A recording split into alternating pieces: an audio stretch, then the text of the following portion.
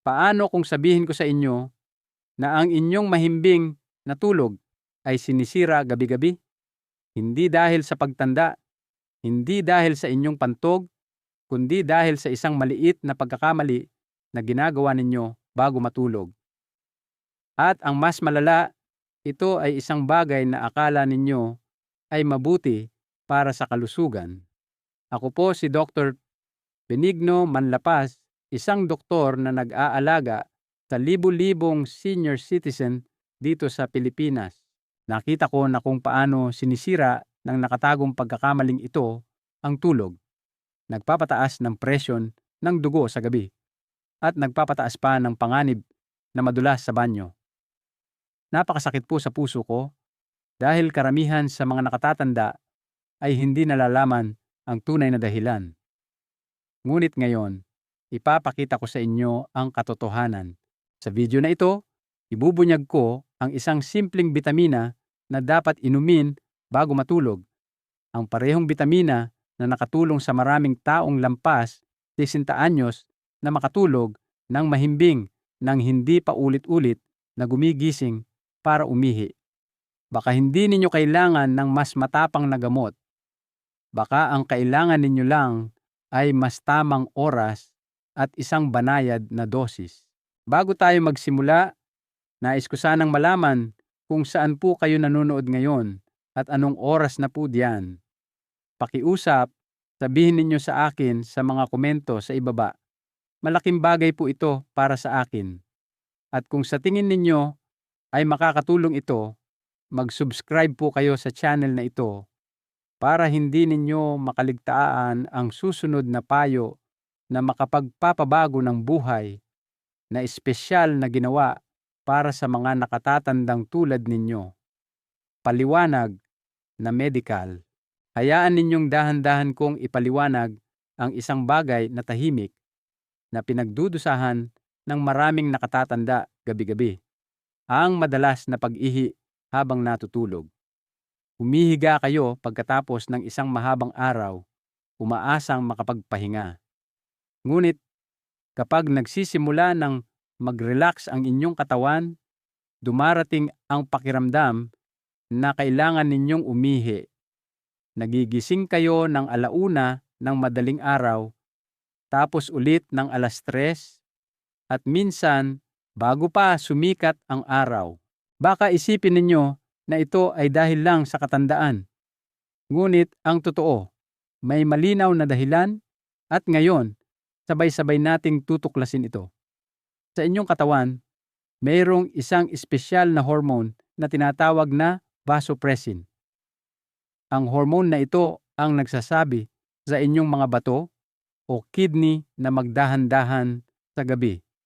Na panatilihin muna ang tubig para hindi ninyo kailangang umihi. Ito ang natural na paraan ng kalikasan para protektahan ang inyong tulog. Ngunit pagkatapos ng edad na 16, maraming senior citizen ang nagsisimulang gumawa ng mas kaunting vasopressin, lalo na sa gabi. Ibig sabihin, ang mga kidney ay patuloy na gumagana na parang araw pa rin, sinasala ang mga likido at ipinapadala sa pantog kahit na sinusubukan ninyong matulog. Hayaan ninyong magbigay ako ng isang simpleng halimbawa. Si Mang Arthur mula sa Cebu ay 72 taong gulang. Wala siyang problema sa pagtulog dati.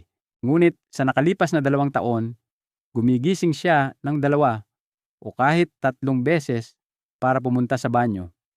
Tinuri siya ng kanyang doktor, walang infection, walang diabetes, walang pamamaga ng prostate. Ang tunay na dahilan, bumaba na ang kanyang vasopressin levels, isang natural na bahagi ng pagtanda.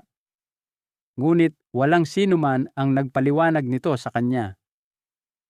Nakikita ninyo, kapag bumaba ang vasopressin, hindi na gaanong napipigilan ng katawan ang tubig sa gabi. Iyon ang dahilan kung bakit kahit hindi kayo masyadong uminom sa gabi, ang inyong mga kidney ay gumagawa pa rin ng ihi. Ito ay humahantong sa isang pantog na mas mabilis mapuno at nagpapadala ng senyales para gisingin kayo. Ngayon, dito nagpapatuloy ang kwento. Pagkatapos ng 6 ang inyong pantog mismo ay nagiging mas sensitibo. Noong mas bata pa kayo, kayang maglaman ng inyong pantog ng mga 400 hanggang 500 ml bago ito magsabing kailangan mo ng umihi. Ngunit pagkatapos ng 60, ang mga ugat sa pantog ay nagiging mas alerto, mas apurado.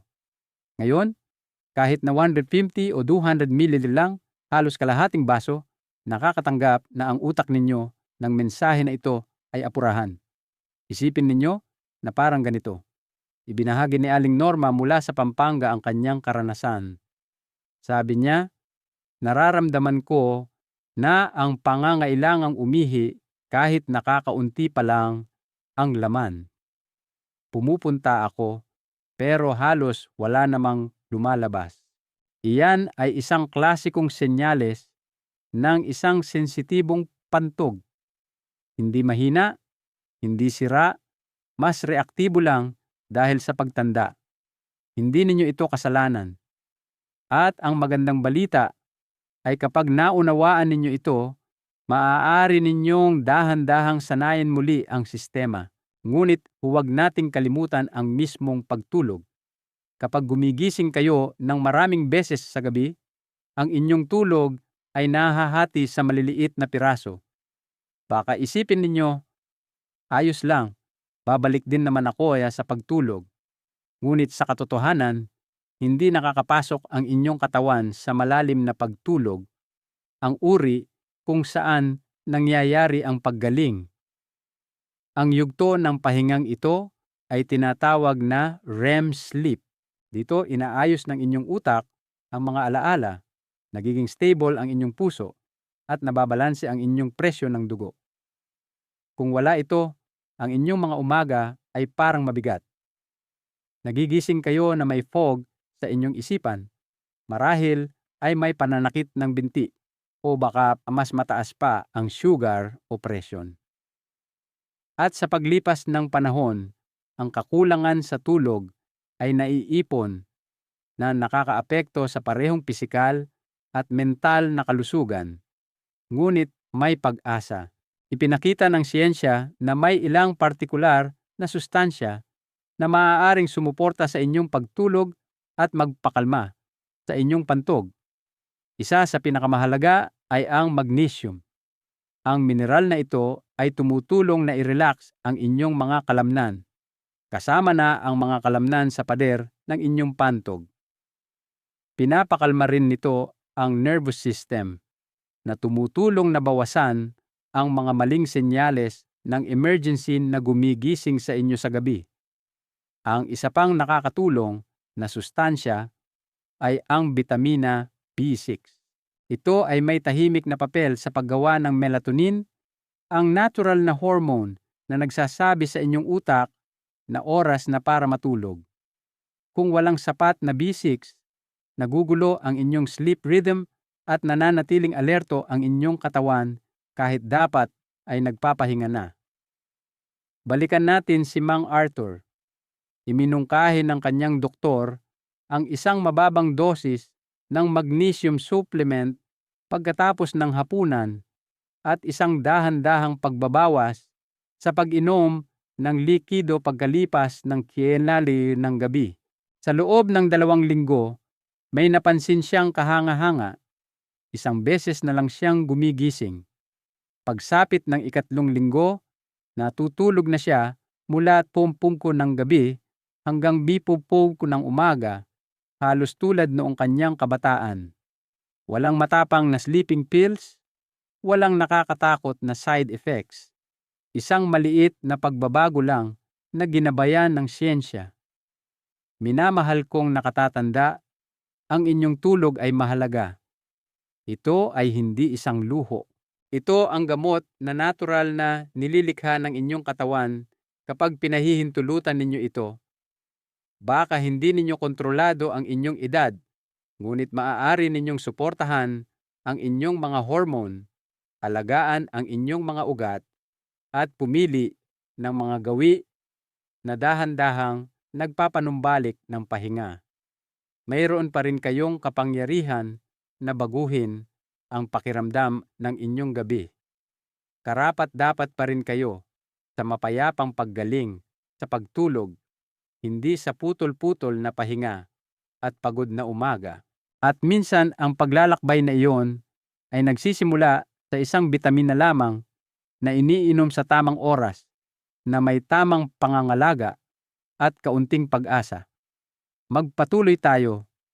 Sa susunod na seksyon, ipapakita ko sa inyo kung ano ang mangyayari kapag kulang kayo sa isang bitaminang ito at kung paano nagsisimulang kumilos ang inyong pantog na parang isang maingay na alarm clock. Manatili po kayo. Ang solusyon ay mas simple kaysa sa inaakala ninyo. Pag-usapan na natin ngayon ang bahaging tunay na mahalaga. Ang solusyon. Pagkatapos maunawaan kung paano magkakaugnay ang inyong mga hormone, pantog, ugat, at mga siklon ng pagtulog, ang susunod na tanong ay ito. Ano ang maaari kong gawin? Doktor, mayroon ba akong maaaring inumin na ligtas, natural, at epektibo para sa mga nakatatandang tulad ko? Ang sagot, mahal kong kaibigan, ay nasa isang simple ngunit makapangyarihang hakbang, ang tamang bitamina sa tamang oras. Magsimula tayo sa pinakamahalaga, ang magnesium glycinate. Ang anyong ito ng magnesium ay banayad sa inyong tiyan, madaling masipsip ng katawan, at lubos na inirerekomenda para sa mga matatanda.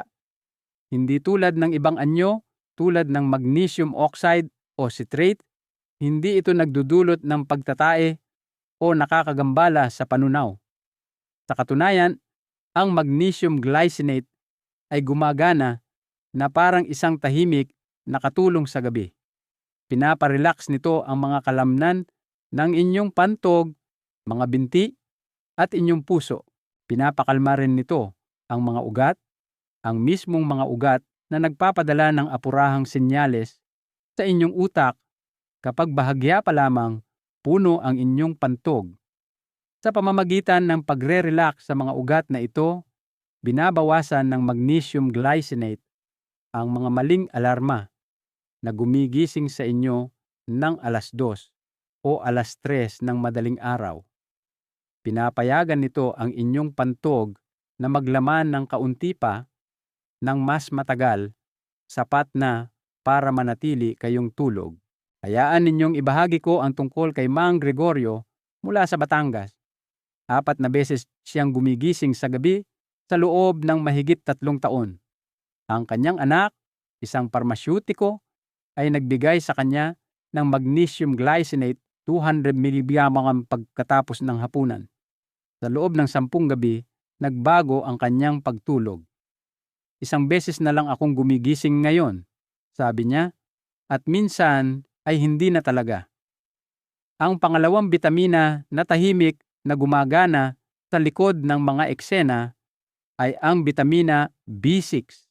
Ito ang bitamina na tumutulong sa inyong utak na lumikha ng melatonin, ang natural na hormone na naghahanda sa inyong katawan para sa pagtulog.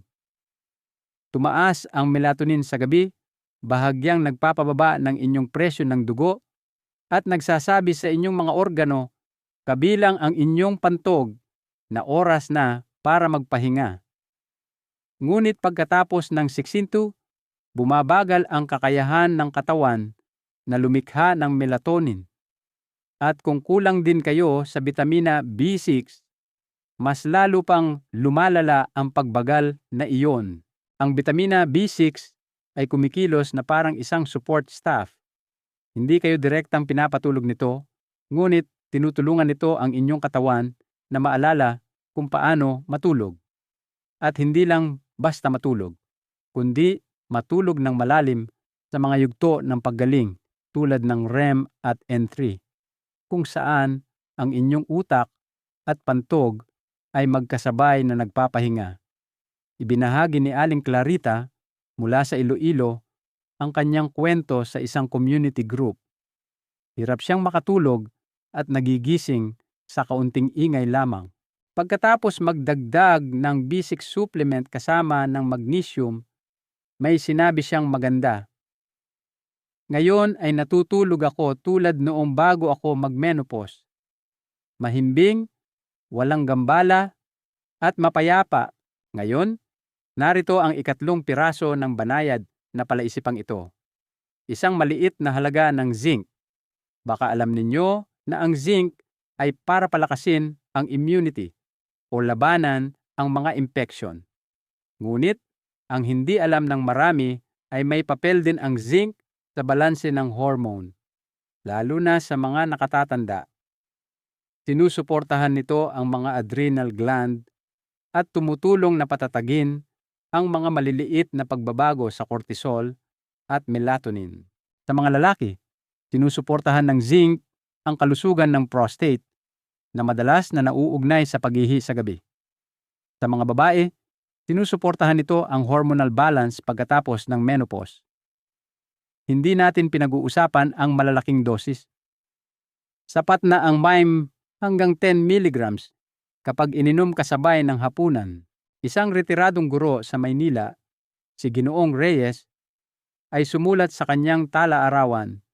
Pagkatapos magdagdag ng kaunting zinc sa aking night supplement, napansin kong mas kalmado ang aking pakiramdam at mas matatag ang aking tulog.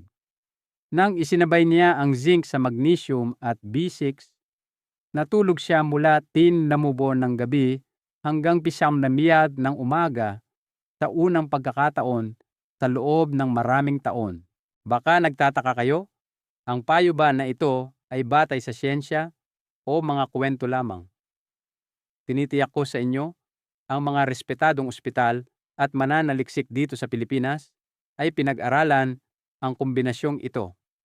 Noong 2023, isang proyekto sa kalusugan ng pagtulog na pinangunahan ng mga doktor ang nag-obserba na ang mga senior na uminom ng magnesium glycinate, B6, at mababang dosis ng zinc ay nagkaroon ng 30 hanggang 40% na mas kaunting paggising sa gabi sa loob ng 2 linggo.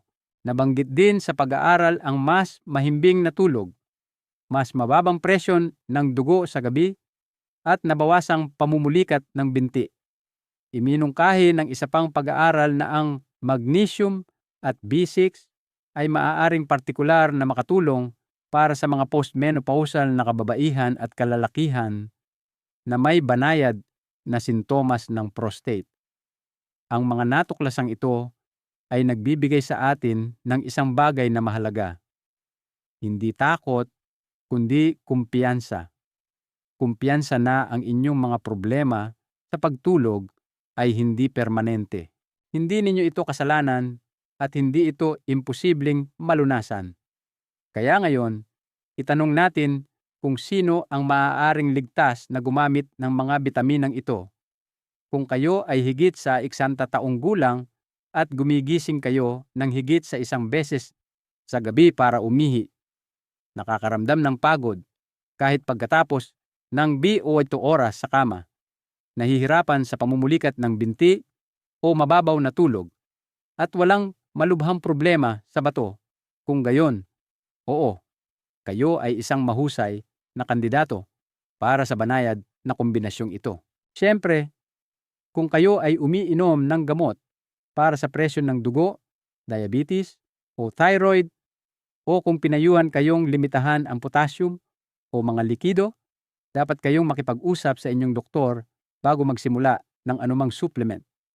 Ngunit, para sa karamihan ng mga nakatatanda na may banayad na problema sa pagtulog at mga sintomas ng overactive bladder, ito ay isang ligtas, abot-kaya, at natural na unang hakbang.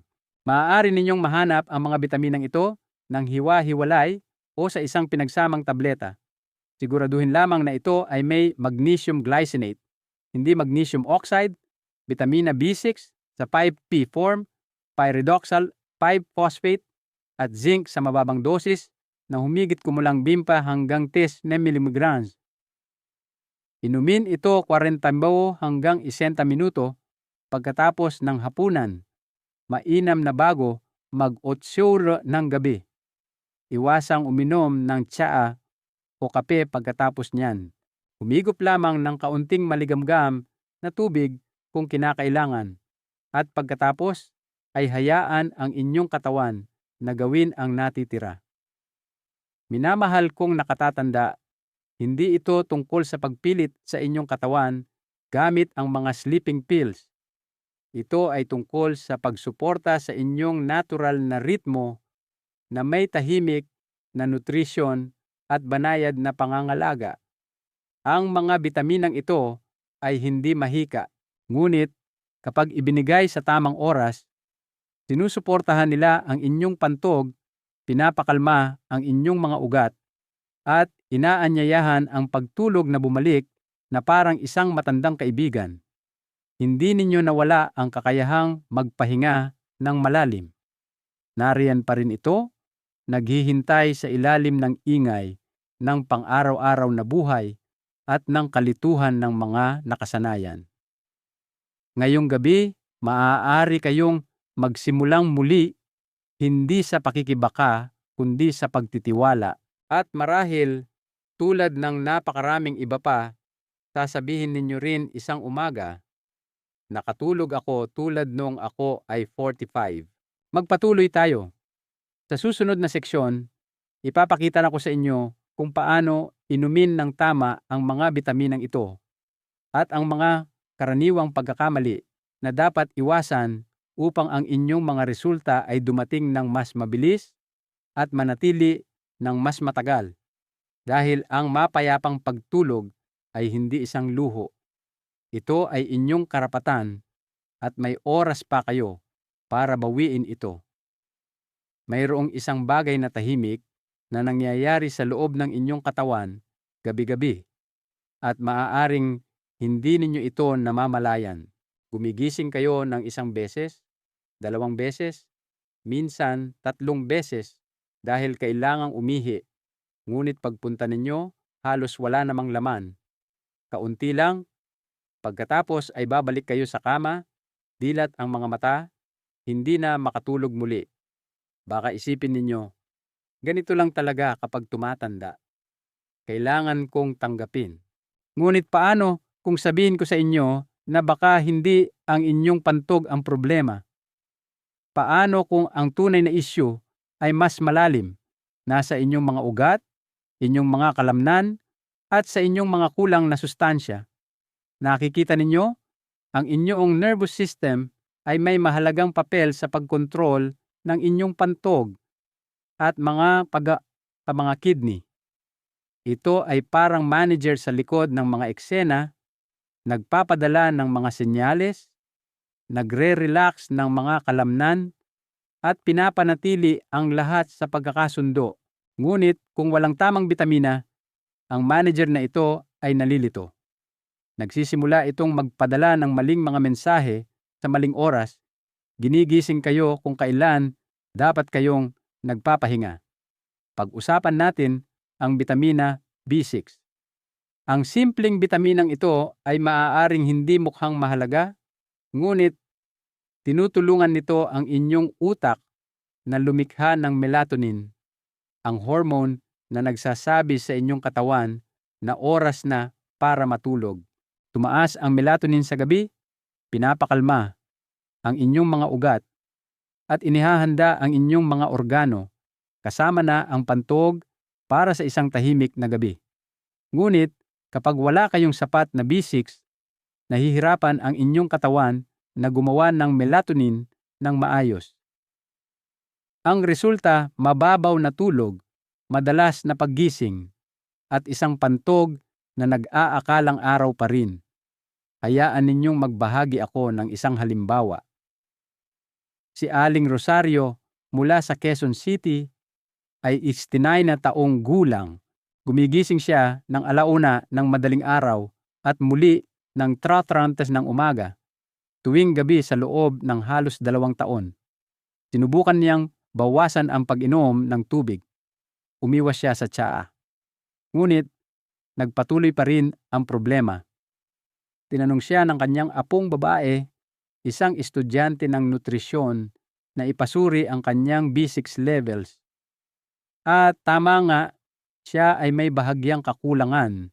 Pagkatapos lamang ng 10 araw na pag-inom ng isang banayad na supplement, sinabi ni Aling Rosario, sa unang pagkakataon sa loob ng maraming taon, natulog ako hanggang alas 5 ng umaga nang walang pagkagambala.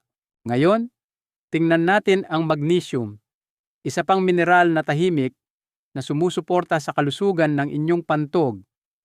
Tinutulungan ng magnesium na i-relax ang inyong mga kalamnan, kasama na ang mga nasa loob ng pader ng inyong pantog.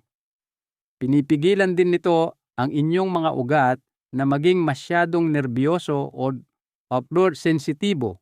Kapag mababa ang antas ng magnesium, ang mga kalamnan ng pantog ay maaaring kumontra kahit na kaunting ihi pa lamang ang naipon. Nararamdaman ninyo ang pangangailangan kahit na hindi pa talaga kinakailangan. Ito ang tinatawag nating overactive bladder signals. Hindi dahil sira ang inyong pantog, kundi dahil ito ay masyadong mabilis at malakas na tumutugon. At ang kakulangan sa magnesium ay isa sa mga tahimik na sanhi, lalo na sa mga nakatatanda. Si Mang Jose, 73, mula sa Bulacan, ay may katulad na karanasan. Nararamdaman niya ang pangangailangang umihi kahit na kalahating oras pa lang ang nakalipas mula nang huli siyang umihi. Akala niya ay dahil sa kanyang prostate. Ngunit pagkatapos ng ilang simpleng pagsusuri sa dugo, sinabi ng kanyang doktor, mababa ang inyong magnesium. Inayos nila ang kanyang dieta, binigyan ng isang magaang na supplement, at sa loob ng ilang linggo, nabawasan ang pagkaapurado. Baka magtaka kayo, bakit nagkakaroon ng kakulangan sa mga bitamina at mineral na ito ang mga senior? Ang sagot ay parehong simple at mahalaga. Pagkatapos ng 60, maraming tao ang kumakain ng mas kaunti, mas maliliit na pagkain, mas kaunting gana, mas magagaan na pagkain.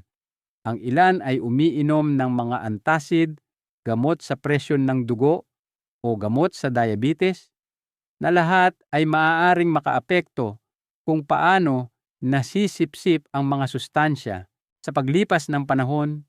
Kahit na kumain kayo ng maayos, maaaring hindi sapat ang nasisipsip ng inyong katawan. Ang pagkain ay umaabot sa inyong tiyan, ngunit hindi na nakukuha ng tiyan ang buong halaga nito. At kaya't ang maliliit na kakulangan ay nagsisimulang mabuo ng tahimik. Hindi ninyo ito nararamdaman kaagad. Ngunit dahan-dahan napapagod ang inyong mga ugat. Nagiging tensyonado ang inyong mga kalamnan. Nagiging mababaw ang inyong tulog at ang inyong pantog na parang isang nalilitong bata ay nagsisimulang gisingin kayo sa maling oras. Ngayon, narito kung paano ninyo malalaman kung maaaring mababa kayo sa mga sustansyang ito. Mayroong ilang karaniwang senyales at madali itong makaligtaan kung hindi ninyo alam kung ano ang hahanapin. Nararamdaman ba ninyo ang pangangailangang umihi kahit na hindi ito puno? Madalas ba kayong gumising ngunit pagod pa rin sa araw? Nakakaramdam ba kayo ng bahagyang pamumulikat sa inyong mga binti o paa, lalo na sa gabi? Minsan ba ay hindi kayo mapakali sa kama?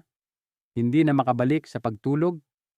Kung oo, maaaring bumubulong sa inyo ang inyong katawan, humihingi ng kaunting suporta. At ang magandang balita ay hindi ito isang bagay na dapat ninyong katakutan. Hindi ninyo kailangan ng matapang na gamot. Maaaring kailangan ninyo lamang ng ilang nawawalang sustansya na ibinibigay sa tamang oras at sa tamang paraan. Sa mga tahanang Pilipino, sanay tayo na humanap ng ginhawa sa maligamgam na gatas, sa mga herbal na tsaa, sa magaang na pagkain. Ngunit ngayon, oras na para maunawaan na ang ating mga ugat at pantog ay nangangailangan din ng banayad na nutrisyon, lalo na pagkatapos ng 60. Ang magnesium at vitamina B6 ay makukuha sa maraming pagkain: saging, spinach, buto ng kalabasa, at lentils. Ngunit kapag mas mahina na ang panunaw o nagsimula na ang mga sintomas, ang isang banayad na supplement pagkatapos ng hapunan ay maaaring makatulong na maibalik ang balanse. Hindi kayo walang magawa. Ang inyong katawan ay hindi kayo binibigo. Nagsasalita lamang ito ng ibang wika ngayon. Isang wika na humihingi ng nutrisyon, ng tamang oras, at ng pangangalaga. At kapag ibinigay ninyo kung ano ang kailangan nito, ang mga resulta ay maaaring parang isang himala. Pagtulog sa buong gabi, paggising na may malinaw na isipan, pakiramdam na nakapagpahinga, pakiramdam na buo. Mahal kong kaibigan, ang inyong pantog ay hindi ninyo kaaway. Ito ay tumutugon lamang sa kung ano ang natatanggap nito mula sa inyong mga ugat, mula sa inyong pagkain, mula sa inyong mga gawi. At lahat ng ito ay maaaring dahan-dahang baguhin. Manatili po kayo dahil sa susunod na bahagi, ipapakita ko sa inyo ang eksaktong bitamina, kailan ito iinumin, at kung paano may ibabalik ng isang simpleng gawain bago matulog ang pahingang nararapat sa inyo. Hindi pa huli ang lahat para makatulog kayo ng maayos. At ngayong gabi ay maaaring ang unang gabi na mabawi ninyo ang kontrol. Ngayong alam na ninyo kung ano ang iinumin, pag-usapan natin kung paano ito iinumin. Dahil ang tiempo at paraan ay napakahalaga. Kahit na isang magandang bitamina, kung mali ang pag-inom, ay maaaring hindi magbigay sa inyo ng mga resultang inaasahan ninyo. Ngunit kapag ininom ng may pag-iingat sa tamang oras, tinatanggap ito ng inyong katawan na parang isang biyaya. Kaya't lakarin natin ito ng hakbang-hakbang, tulad ng isang ritual bago matulog na naghahanda sa inyong katawan para sa mapayapang pagtulog. Una, ang tamang oras para inumin ang mga bitaminang ito ay mga 45 minuto pagkatapos ng inyong hapunan at 45 minuto bago matulog. Ang panahong ito ay perpekto. Nagsimula ng matunaw ang pagkain sa inyong tiyan, ngunit hindi pa ito masyadong puno. Nagsisimula ng mag-relax ang inyong katawan at ang inyong utak ay pumapasok sa yugto kung saan mas malinaw nitong pinakikinggan ang mga senyales ng pagtulog. Kung iinumin ninyo ang mga bitamina ng masyadong maaga, sabihin na nating 6 maparek ng gabi, maaaring hindi na manatili ang epekto ng pagpapakalma pagsapit ng oras ng inyong pagtulog. At kung iinumin ninyo ito ng masyadong gabi, tulad ng tepol niyapo ng gabi o pagkatapos ng tsaa, maaari itong makagambala sa inyong panunaw o maging sa inyong siklo ng pagtulog. Kaya tapusin ang inyong hapunan ng 7:30 ng gabi o higit pa. At pagkatapos ay inumin ang inyong mga bitamina bandang 8:15 o 8:30 ng gabi. Pagkatapos niyan, panatilihing tahimik ang inyong gawain. Marahil ay kaunting pagbabasa, malumanay na musika, o malalim na paghinga. Hayaan ninyong maramdaman ng inyong katawan na papalapit na ang oras ng pagtulog. Ang banayad na ritmong ito ay nagsasanay sa inyong utak, pantog, at mga ugat na magdahan-dahan. Ngayon, pag-usapan natin ang tamang dosis dahil sa kalusugan ng mga nakatatanda, ang mas marami ay hindi laging mas mabuti. Ang inirerekomendang dosis ng magnesium glycinate ay sa pagitan ng 200 at 250 ml. Ito ay sapat na malakas para i-relax ang inyong mga kalamnan at pakalmahin ang inyong pantog, ngunit hindi masyadong malakas para magdulot ng discomfort sa panunaw. Para sa bitamina B6, Hanapin ang anyong tinatawag na pyridoxal 5-phosphate at layuning makakuha ng humigit kumulang 10 mg. Ang anyong ito ay mas aktibo at mas mahusay na nasisipsip, lalo na sa mga senior na bumagal na ang panunaw. Huwag mag-alala sa pagbili ng mga magagarbo o imported na brand. Kahit maraming bote ka dito sa Pilipinas, ay mayroon na ngayong mga banayad na kombinasyon.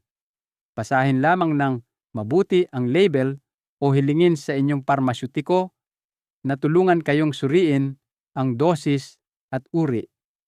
At tandaan, ang pagiging tuloy-tuloy ay mas mahalaga kaysa sa bilis.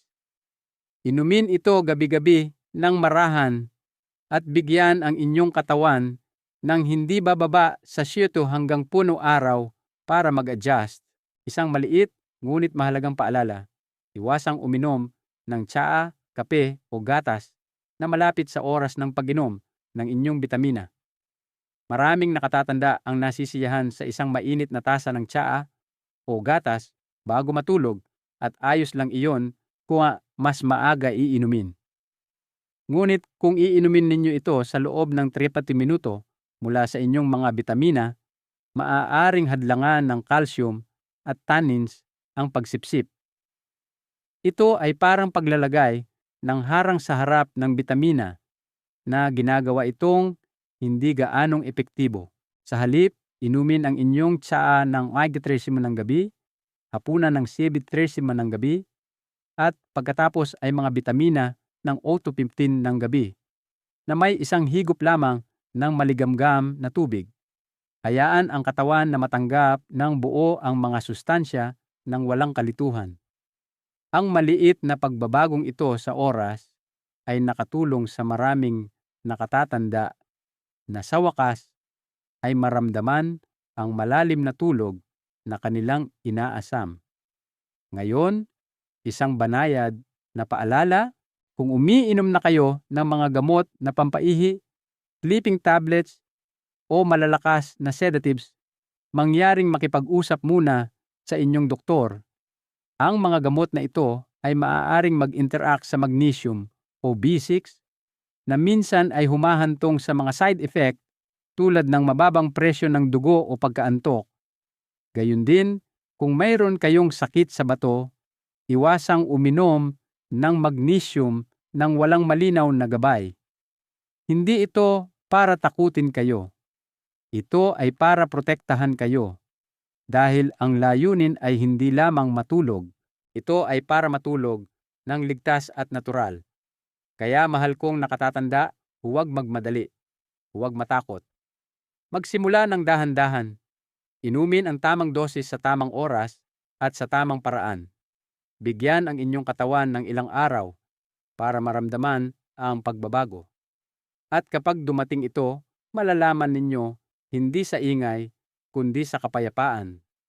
Isang gabing walang pagkagambala, isang umagang walang kabigatan, at isang pusong bumubulong, oo, ganito pala dapat ang pakiramdam ng pahinga. Kaya, mahal kong nakatatanda, kung nanatili kayo sa akin hanggang ngayon, nais kong huminga kayo ng dahan-dahan at malalim. Dahil lahat ng ating pinag-usapan, ang putol-putol na tulog, ang mga pagod na umaga, ang mga hating gabing paglalakad papunta sa banyo, hindi lang ito kuwento ninyo. Ito ang kwento ng libu-libong senior sa buong Pilipinas na tahimik na nag-iisip kung bubuti pa ba ang mga bagay. At ngayon, gusto kong sabihin sa inyo, oo, maaari pa. Hindi ninyo kailangang umasa sa matapang na sleeping pills na nag-iiwan sa inyong nahihilo sa umaga. Hindi ninyo kailangang katakutan na ang pagtanda ay nangangahulugan ng pagkawala ng inyong pahinga magpakailanman. Ang tunay na sagot ay madalas na nasa isang bagay na mas simple, mas ligtas, ang pagbibigay sa inyong katawan ng tamang nutrisyon sa tamang oras. Hindi para pilitin ang pagtulog, kundi para anyayahan ito ng marahan, tulad ng isang kaibigan na dumarating kapag kalmado ang tahanan. Isang maliit na bitamina, isa lamang, na iniinom pagkatapos ng hapunan ng may pag-iingat at regularidad ay maaaring maging susi na magbubukas sa malalim at mapayapang pagtulog. Ang uri na akala ninyo ay nawala na. Magnesium, B6 at kaunting zinc. Hindi nila pinatatahimik ang inyong pantog gamit ang mga kemikal. Sa halip, sinusuportahan nila ang inyong utak, inyong mga ugat, ang inyong natural na ritmo. Kaya naaalala ng inyong katawan kung paano magpahinga. Si Mang Roberto mula sa Davao ay hindi uminom ng anumang gamot. Sumubok lamang siya at ibinigay sa kanyang katawan ang matagal ng kulang dito. Ngayon ay naglalakad siya sa umaga nang walang sakit. Nagbabasa siya nang hindi nakakatulog at higit sa lahat, natutulog siya nang walang takot. Kaya ngayon, inaanyayahan ko kayong subukan ang banayad na pamamaraang ito. Hindi para sa isang buwan, hindi para sa habambuhay. 7 araw lang, 1 linggo, kung saan susundin ninyo ang plano bago matulog. Mga bitamina pagkatapos ng hapunan, walang tsaa pagkatapos ng alas 7, at isang malumanay na pagre-relax bago matulog. Pagkatapos, pakinggan ninyong mabuti ang inyong katawan. Panoorin kung paano ito tumutugon. Damhin kung paano nagbabago ang inyong mga umaga. Ang pinakamahalagang aral dito ay ang pagbibigay kapangyarihan sa inyong sarili sa pamamagitan ng kaalaman, ang pag-unawa sa kung ano ang kailangan ng inyong katawan ay ang unang hakbang tungo sa pagbawi ng inyong kalusugan at kapayapaan. Kung kahit isang maliit na bahagi ng video na ito ay nagbigay sa inyo ng pag-asa o nagpaisip sa inyo na baka makatulong ito sa akin, nais ko sanang magsulat kayo ng isang salita sa mga komento sa ibaba. Isulat lang po ang salitang pag-asa. Iyon lang po. Dahil ang inyong pag-asa ay maaaring magbigay inspirasyon sa iba, sa isang taong tahimik na nanonood mula sa ibang lungsod na naghihintay ng parehong ginhawa. At kung gusto ninyong patuloy na matutunan ang mga banayad at natural na paraan upang alagaan ang inyong kalusugan pagkatapos ng 60, mangyaring mag-subscribe po sa channel na ito at pindutin ang bell icon para muli tayong magkita sa susunod na linggo. Bawat video ay ginawa ng may pag-iingat, lalo na para sa mga senior na tulad ninyo na isinasaalang-alang ang inyong mga pangangailangan, inyong ritmo at inyong kapayapaan ng isip.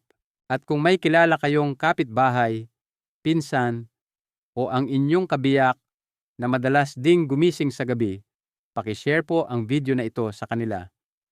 Maaaring ibinibigay ninyo sa kanila ang regalo ng pagtulog dahil ang mahimbing na tulog ay hindi isang luho.